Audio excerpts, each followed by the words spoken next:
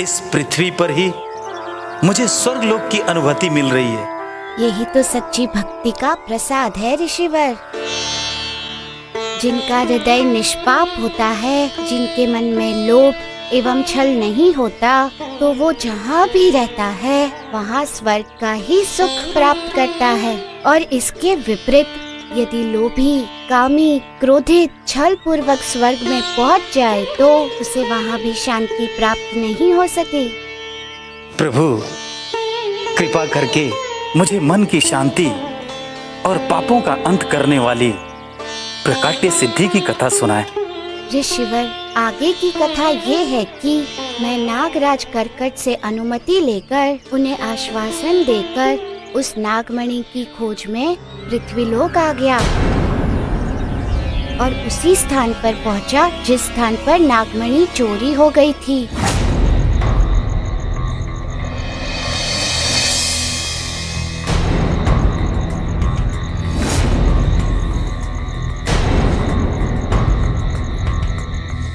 आज पूर्णिमा है तो फिर चंद्रदेव अब तक दिखाई क्यों नहीं दे रहे?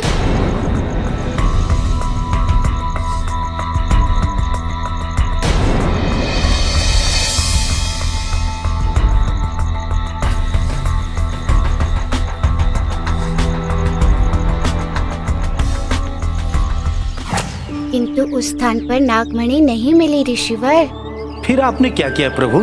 प्रतीक्षा, क्योंकि इसके अतिरिक्त मेरे समक्ष दूसरा कोई उपाय नहीं था।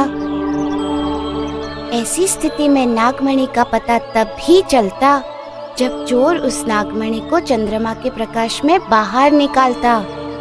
प्रभु, चंद्रमा के प्रकाश में ही वो चोर उस नागमणि को क्यों निकालता? वो इसीलिए ऋषिवर, मणि में जो भी शक्ति होती है वो उसके प्रकाश में होती है, जो प्रकाश स्वयं का नहीं होता बल्कि चंद्रमा का होता है।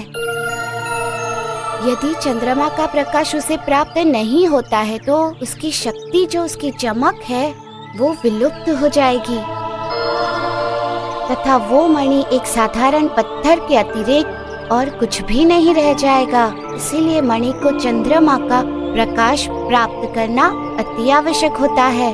केवल चंद्रमा का प्रकाश ही क्यों प्रभु? सूर्य के प्रकाश से भी तो उसे रोशनी मिल सकती है। ऋषिवर, सूर्य के प्रकाश में जीवन तत्व होते हैं, जबकि चंद्रमा के प्रकाश में ऐश्वर्य तत्व की प्रसिद्धा होती है। चंद्रमा के प्रकाश को ग्रहण करने के उपरांत मणि अपने धारक के जीवन को सुख एवं ऐश्वर्य से भर देता है। इसलिए मैं पूर्ण आश्वस्त था कि पूर्णिमा की रात्रि मणि चाहे किसी भी व्यक्ति के पास हो, वो उसे बाहर अवश्य ही निकालेगा। इसीलिए प्रतीक्षा अनिवार्य थी।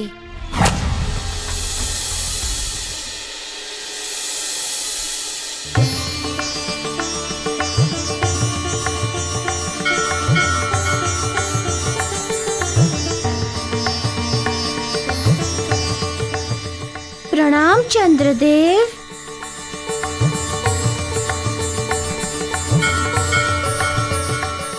आपका उदित होना आज मेरे लिए अति आवश्यक था।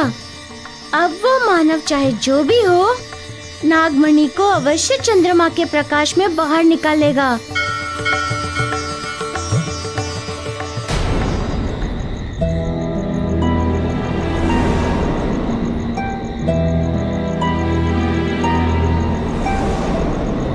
चांद के प्रकाश की एक किरण कहाँ जा रही है? अवश्य नागमणि की ओर जा रही है ये किरण। इसका अर्थ ये हुआ कि वो नागमणि अवश्य ही किसी आसपास के नगर में है। मुझे शीघ्र पहुंचना होगा वहाँ।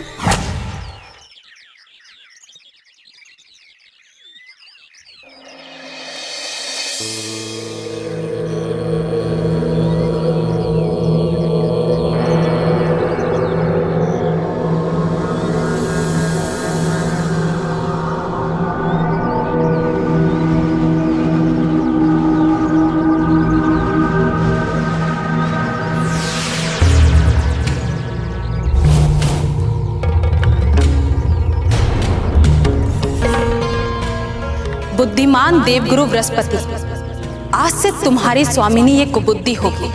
आज तक तुम संसार को अपने मार्ग पर चलाते आए हो, किंतु आज से तुम मेरे मार्ग पर चलो, क्योंकि मैं अब तुम्हारे शरीर में प्रवेश करने वाली हूं। ठहरो।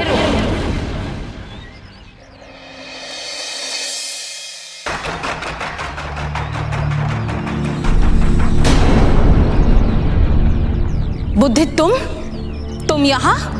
हाँ कुबुद्धि, मैं। किस लिए आई हो? मैं तुमसे दूर कहाँ रहती हूँ जो आऊंगी?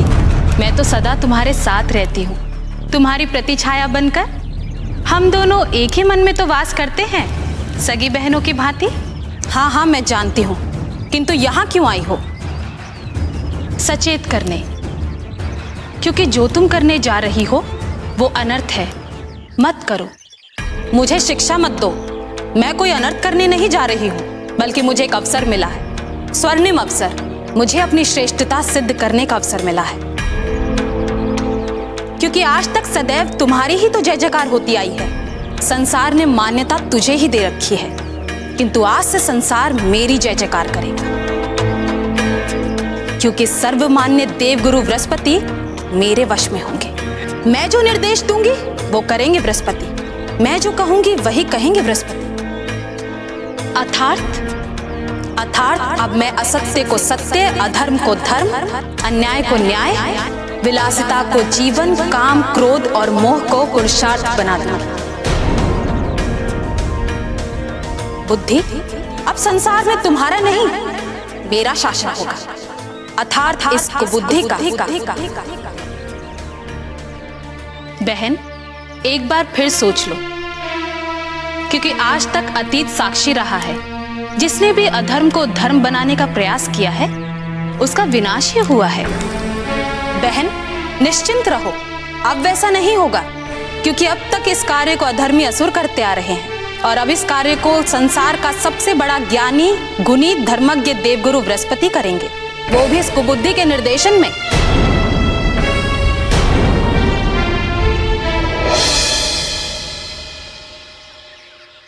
ऋषिवर, जिसने भी उस नागमणि को चुराया था वो बहुत ही चतुर था।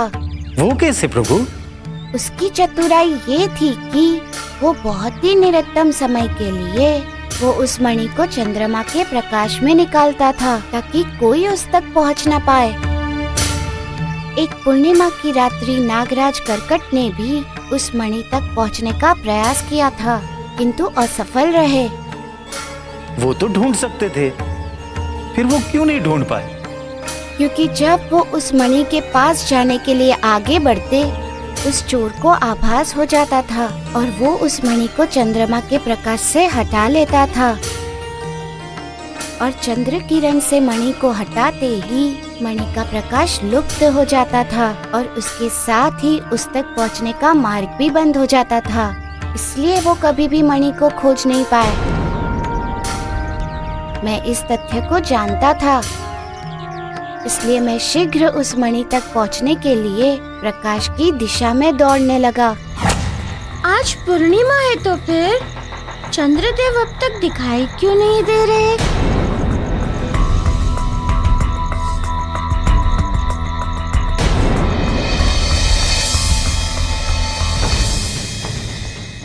निश्चित ही नागमणि इसी नगर में है। मुझे अति शीघ्र पहुंचना होगा उस स्थान पर, अन्यथा वचन एवं परिश्रम दोनों व्यर्थ हो जाएंगे।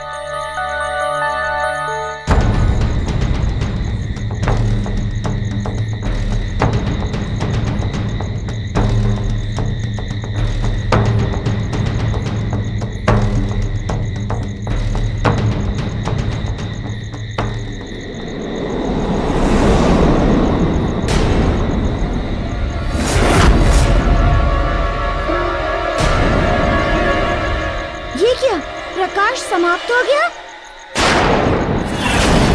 चंद्रमा की रोशनी जो नागमणि में पड़ रही थी उससे उसकी आभा समाप्त हो गई है। इसका अर्थ ये हुआ कि उस मनुष्य ने नागमणि को चंद्रमा के प्रकाश से हटा लिया अब मैं क्या करूं? इतने बड़े नगर में उस मणि को मैं कैसे ढूंढूंगा?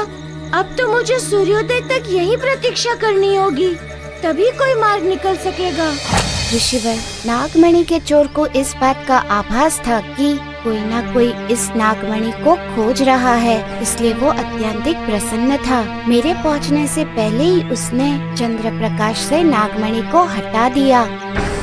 इस स्थिति में तो उस नागमणि को ढूंढना बहुत ही कठिन था प्रभु। कठिन ही नहीं, असंभव था ऋषिवर। फिर आगे क्या हुआ प्रभु? मैं उस नगर तक पहुंच गया जिस नगर में नागमणि थी। उतने बड़े नगर में उतनी छोटी मणि कैसे मिल सकती थी प्रभु? ऋषिवर, मणि छोटी अवश्य थी, किंतु उसका प्रभाव बहुत ही बड़ा था। वो जिसके भी पास थी वो बड़ा ही समझदार था, इसलिए मैं उस नगर में जाकर वैसी व्यक्ति की खोज में जुट गया। समझ में नहीं आ रहा है कि मुझे इस नगर में वो व्यक्ति कहाँ मिलेगा जिसके पास नागमणि है। दानी नगर सेठ की जय, दयालु नगर सेठ की जय, दानी नगर सेठ की जय, दयालु नगर सेठ की जय।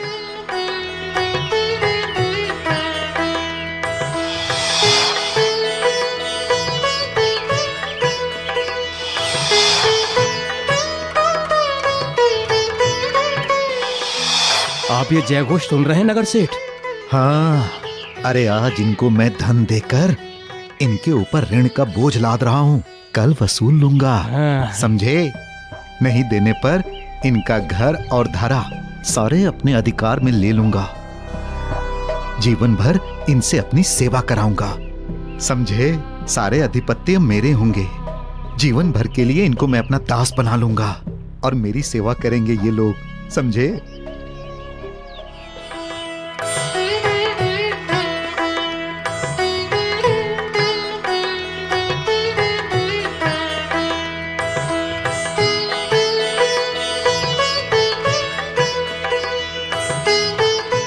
कितने भले तथा दानी पुरुष हैं जो अपने ही धन का सदुपयोग दूसरों पर बांटकर कर रहे हैं। इसी से तो धरती टिकती है। ऐसे पुरुषों से धरती टिकने लगी तब तो हो गया बड्डा धार नेकी का, भलाई का, सच्चाई का। क्यों काका, ऐसा क्यों कह रहे हो? धन बांटना तो सत्कर्म है, पुण्य का काम है, नेकी का काम है। काहे की नेकी और पुण्य का काम? रातों रात कुबेर का भंडार मिल जाए तो कोई भी ऐसा दानी हो जाए तथा ऐसा धर्मात्मा। अरे कल तक तो मेरे ही साथ खेतों में काम करता था, आज अचानक से नगर सेठ बन गया। मुझे तो पूर्ण विश्वास है या तो इसने किसी का धन चुराया है अथवा नागमणि चोरी की है, या तो इसने किसी का धन चुराया है अथवा नागमणि चोरी की है।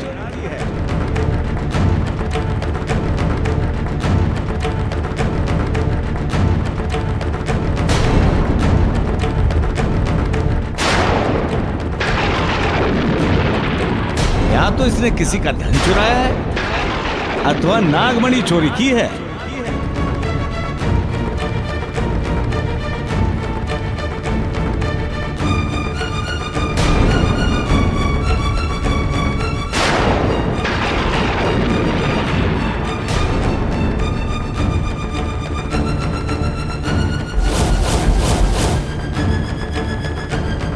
अन्यथा कैसे हो सकता है ऐसा चमत्कार?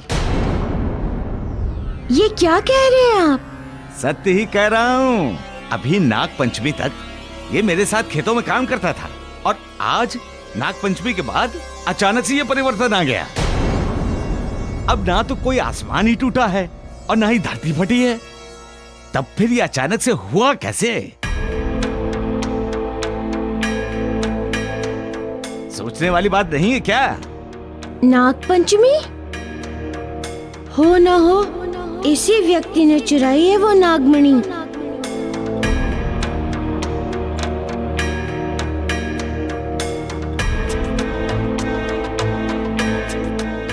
कहाँ गया वो व्यक्ति काका? अपनी हवेली गया। अब वो थोड़ी ना हमारे तुम्हारे झोपड़े जैसे घर में रहेगा। कहाँ है उसका महल काका? इसी नगरी के दक्षिण छोर पर। धन्यवाद। इस संसार में अपनी श्रेष्ठता सिद्ध करने का मनुष्य का स्वभाव होता है। इसी भाव से वशीभूत नगर श्रेष्ठ ने नगर श्रेष्ठ अपने नगर वासियों को धन दान में दे रहा था। उसके धन का दान सच्चा दान नहीं था। बिना श्रम के अर्जित धन को मनुष्य यूं ही लुटाता है। वो नगर श्रेष्ठ यही कर रहा था।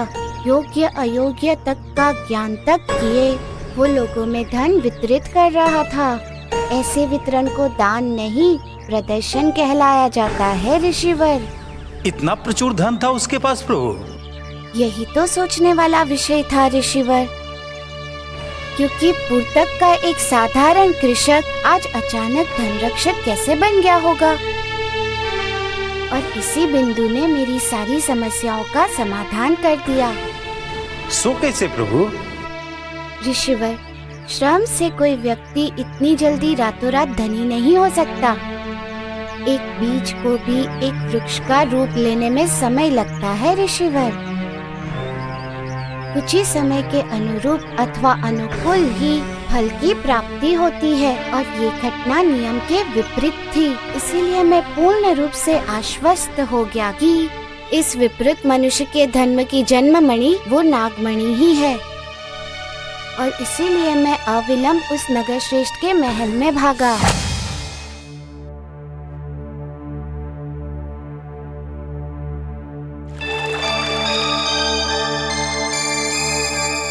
इतना भव्य महल इतने कम समय में भला कोई कैसे निर्मित कर सकता है? इसका अर्थ तो यही हुआ कि वो नागमणि इसी नगर सेठ के पास है। ये भव्य महल इस बात की पुष्टि करता है।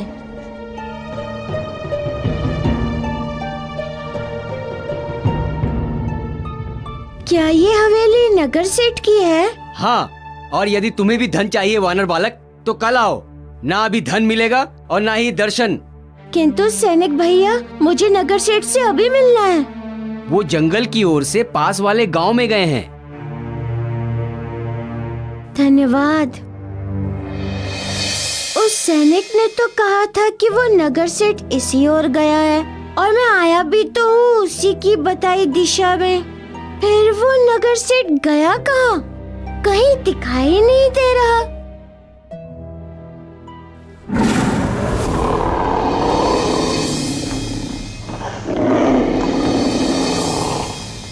शेर की दाढ़? इसकी दाढ़ तो ऐसी है जैसे किसी पर आक्रमण करने वाला हो। कहीं वो नगर सेठ को अपना शिकार? नहीं नहीं, हमें चल के देखना होगा।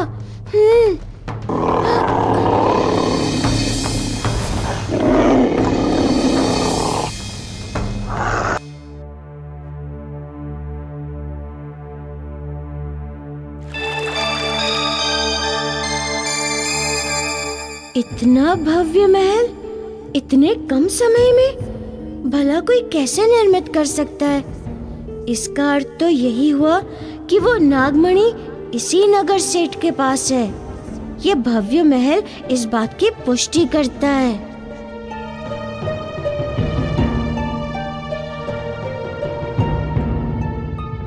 क्या ये हवेली नगर सेठ की है? हाँ, और यदि तुम्हें भी धन चाहिए वानर बालक तो कल आओ। ना अभी धन मिलेगा और ना ही दर्शन। किंतु सैनिक भैया, मुझे नगर सेठ से अभी मिलना है।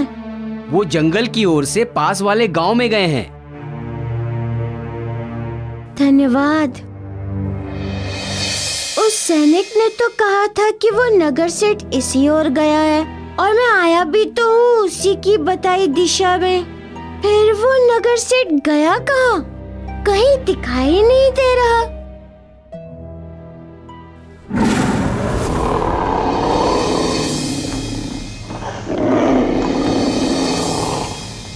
शेर की दाढ़? इसकी दाढ़ तो ऐसी है जैसे किसी पर आक्रमण करने वाला हो। कहीं वो नगर सेठ को अपना शिकार? नहीं नहीं, हमें चल के देखना होगा।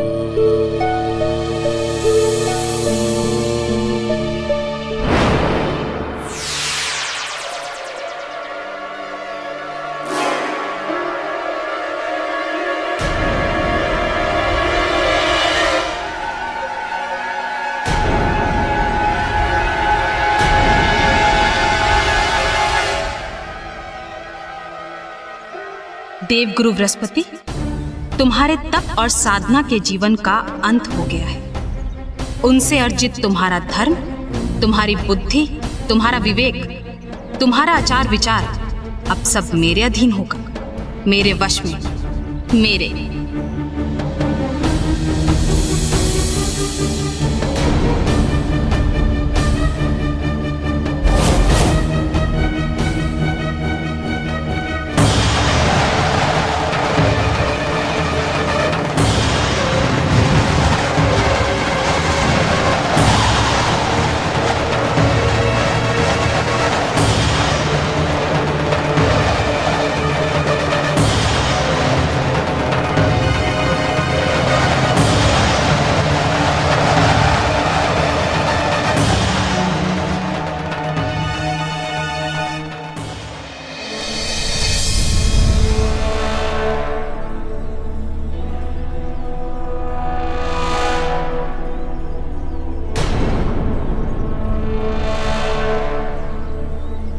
मैं यहाँ इस वन में क्या कर रहा हूँ?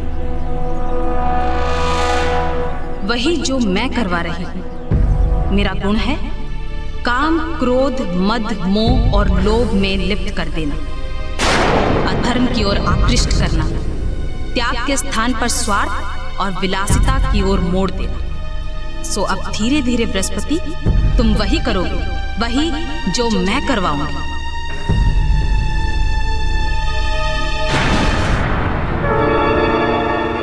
मैं देवगुरु बृहस्पति स्वर्गलोक को छोड़कर इस पृथ्वीलोक पर क्या कर रहा हूँ? स्वर्गलोक का सुख और ऐश्वर्य त्याग कर मैं यहाँ पृथ्वीलोक पर नरकी जीवन जी रहा हूँ। धिक्कार है मुझ पर, मेरे देवगुरु होने पर। वहां स्वर्ग में देवता सुख भोग रहे होंगे और मैं यहाँ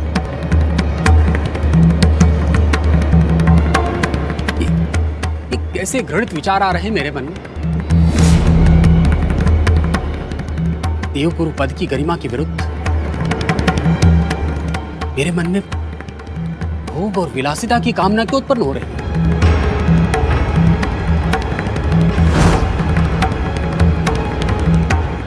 क्या हो रहा है मुझे? मेरा मन इतना भटक क्यों रहा है? ज्ञानी गुणी बृहस्पति, ये भटकाव तुम्हारी बुद्धि और कुबुद्धि का द्वंद है। तुम्हारे पूर्व संस्कार, तुम्हारा धर्म, तुम्हारा विवेक अभी मुझे स्वीकार नहीं कर पा रहे हैं, किंतु चिंता की बात नहीं है। बहुत शीघ्र ही तुम्हारी बुद्धि इस कुबुद्धि के अधीन होगी। बहुत ही शीघ्र इस द्वंद में विजय हमारी होगी, केवल हमारी।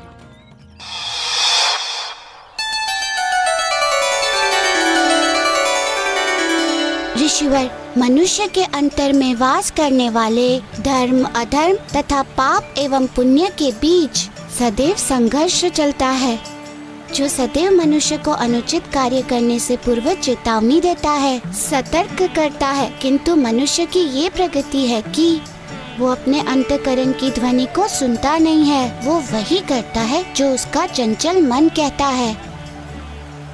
किंतु अनुचित एवं असंगत कार्य करने के पश्चात उसे ग्लानि अवश्य होती है। उसे सुख और शांति नहीं मिलती और उसे प्राप्त करने के लिए मनुष्य अधर्म की ओर आगे बढ़ता है। और यही स्थिति उस नगर श्रेष्ठ की थी। सब कुछ होने के पश्चात भी उसे सुख का अभाव था तथा शांति दूर चली गई थी उससे। तब उसने सुख एवं शांति के लिए आखेट को अपना साधन बनाया। एक दिन उसके महल पहुंचने के उपरांत मुझे पता चला कि वह आखेट के लिए वन को गया है, तो मैं अविलंब उसे खोजने के हेतु वन की ओर दौड़ पड़ा, ताकि शीघ्रातिशीघ्र मैं उससे नागमणि लेकर उस तेजस्विनी स्त्री के कुंडलों को वापस दे सकूं।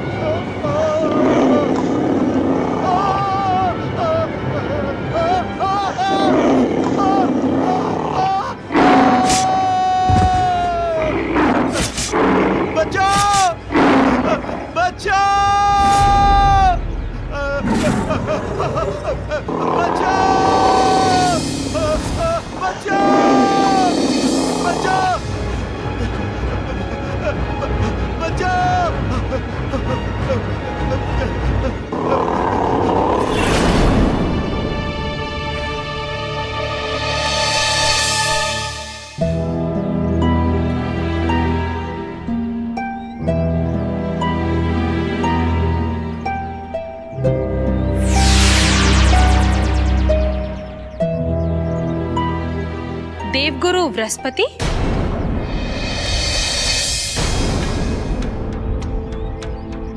हाँ, परंतु आप कौन है देवी? क्या बात है, मैं कब से देख रही हूँ, आप चिंतित और व्याकुल नजर आ रहे हैं।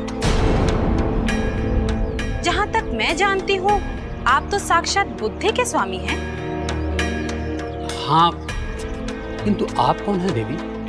मैं आपकी मति हूँ। आप जिस दुविधा और द्वंद के भंवर में फंसे हैं, उससे बाहर आपको मैं ही निकाल सकती हूँ। आप निसंकोच कह सकते हैं आपके मन की बात। देवी, मैं असमंजस की स्थिति में घिर गया हूँ। मुझे कुछ समझ में नहीं आ रहा कि मैं क्या करूं, क्या ना करूं। क्या कहें तो सही। देवी, मेरी इच्छाएं मानो मुझ पर हावी हो रही हैं। मुझे सुख और ऐश्वर्य की ओर खींच रही हैं। जबकि मैं समझ रहा हूं कि जो विचार मेरे मन में उठ रहे हैं वो अधर्म संगत हैं, कुविचार हैं। ऋषिवर, आप तो स्वयं बुद्धि के स्वामी हैं, देवताओं के गुरु हैं। आपके मन में उठने वाले विचार अधर्म संगत नहीं हो सकते। अधर्म की इच्छा तो आ ही नहीं सकती आपके मन में। जीवन का लक्ष्य सुख प्राप्ति है, तो फिर आप क्यों सुख और ऐश्वर्य से वंचित रहें? और वैसे भी आप सामर्थ्यवान हैं, सर्वोच्च लोक के गुरु हैं ऋषिवर। ये तो सत्य है देवी। यदि इस परिप्रेक्ष्य में सोचता हूं तो मुझे यह बोध होता है कि मैंने अपना जीवन आचार संहिताओं में बांधकर व्यर्थ ही गंवा दिया। इसलिए शेष जीवन में अब शोभ न हो। आप अपना जीवन अपनी इच्छा अनुसार व्यतीत कर सकते हैं। आपको उन सभी सुखों का भोग करना चाहिए जो आपका मन करे। परंतु देवी, मैं गुरु हूं, मुझे ऐसे विचार शोभा नहीं देते। तो और उन देवताओं को देगा जिनका अस्तित्व ही प्राणियों के कल्याण के लिए है। वो तो देवता है, तो वो क्यों सुख, ऐश्वर्य और विलासिता पूर्ण जीवन जीते हैं ऋषिवर? ऋषिवर, मेरे विचार से आपको वही करना चाहिए जो देवता करते हैं। आपको वैसे ही रहना चाहिए जैसे देवता रहते हैं।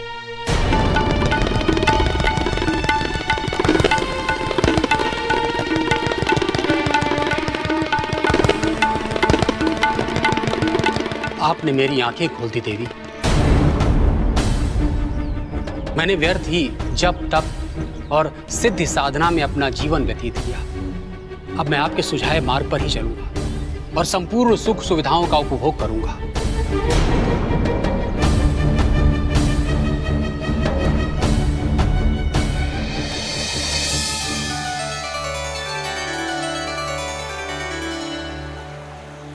प्रभु, आपके वहां पहुंचने से पहले ही नगर श्रेष्ठ की हत्या हो गई। हाँ ऋषिवर। वो कैसे हुआ प्रभु? कर्मों के फल के कारण ऋषिवर। मनुष्य कुछ भी कर ले, उसके अच्छे एवं बुरे दोनों ही कर्मों का फल उसके सम्मुख उपस्थित अवश्य ही होता है। और यही उस नगर श्रेष्ठ के साथ भी हुआ। नागमणि की चोरी तुच्छ चोरी नहीं थी ऋषिवर। उसकी इस चोरी के आधार से संपूर्ण जाति, एक समस्त कुल का जीवन संकटग्रस्त हो गया था। तो इसका फल तो उसे मिलना ही था। प्राण गंवाने का फल मिला उसे प्रभु, है ना? हाँ ऋषिवर, किंतु अब मेरे समक्ष नागमणि को खोजने की समस्या उत्पन्न हो गई, क्योंकि नगर श्रेष्ठ की तो मृत्यु हो चुकी थी। फिर क्या हुआ प्रभु? फिर मैं सबसे पहले नगर श्रेष्ठ के समीप गया, ये देखने के लिए कि वो जीवित है या वास्तव में उसके प्राण उड़ गए हैं।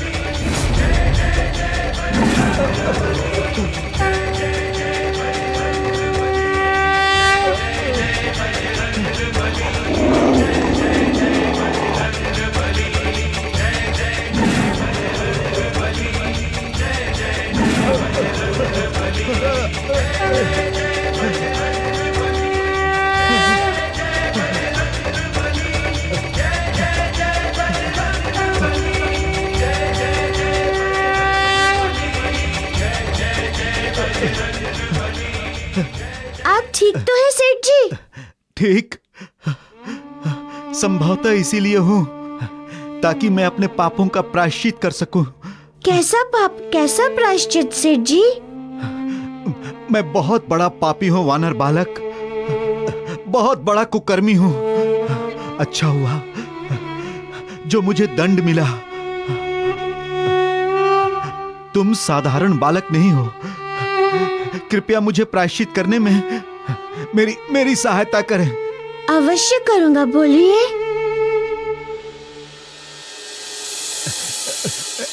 ये नागमणि है, मैंने उनसे चुरा लिया था ये, बिना ये जाने कि ये मणि उनका प्राण है। इसके बिना वो जी नहीं पाएंगे। हाँ हाँ हाँ, कृपया करके इस मणि को इसके सही स्थान पर पहुंचा दीजिए, पहुंचा दीजिए।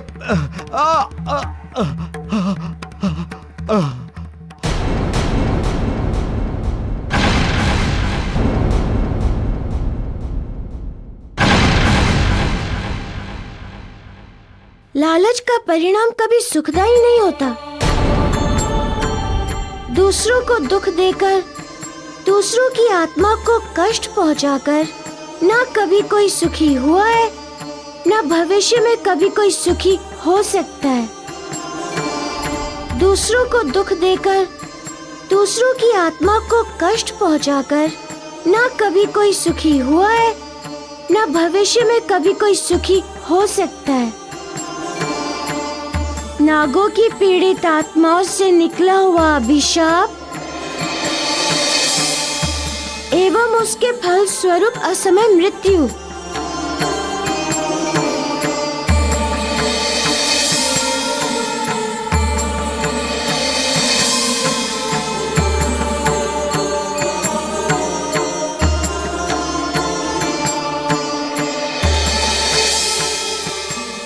नागराज की जय हो। मारुति हमारी नागमणि लेकर आ गए हैं महाराज। क्या क्या कह रहे हो नाग सैनिक?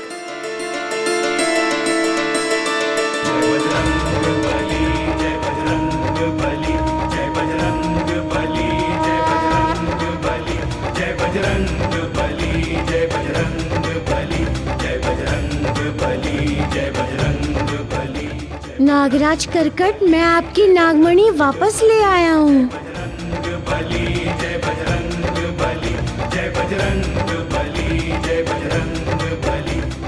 मारुति, ये मणि लाकर आपने हमें पुनः जीवन दान दिया है।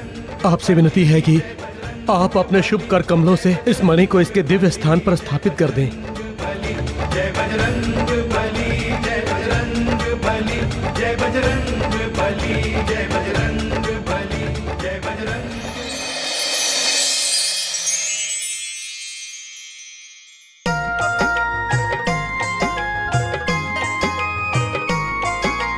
नाम हनुमान बलवान बाल भगवान, महिमा अनंत जग सृष्टि गुण गायो है।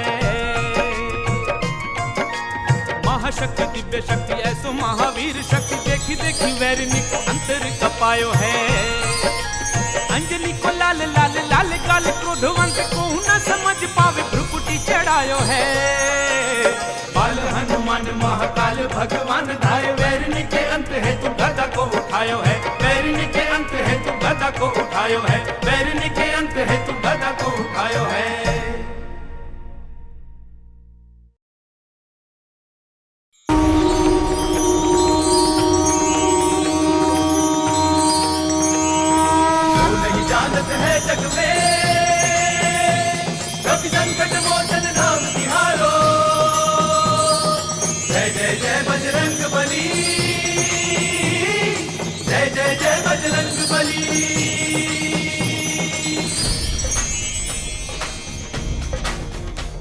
ओम हनु हनु हनु हनुमंत हठीले,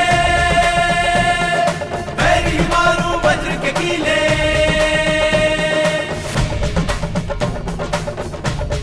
जय जय जय बजरंग बली, जय जय जय बजरंग बली, जय जय जय जय बजरंग बली।